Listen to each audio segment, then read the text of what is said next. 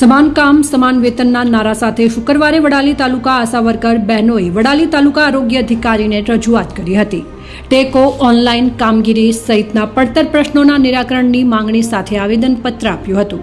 આવેદનપત્રમાં જણાવ્યું હતું કે એએનસીથી લઈને તમામ કામગીરી સાથે ઓનલાઈન કામગીરી આશા વર્કરો કરીએ છીએ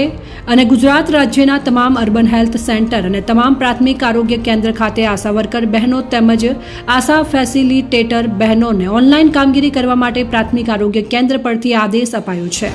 ઉલ્લેખનીય છે કે ટેકોની ઓનલાઈન કામગીરી કરવા માટે સારી ક્વોલિટીનો મોબાઈલ ફોન જરૂરી છે, ત્યારે ₹2000ના ઇન્સેન્ટિવ લેવાવાળી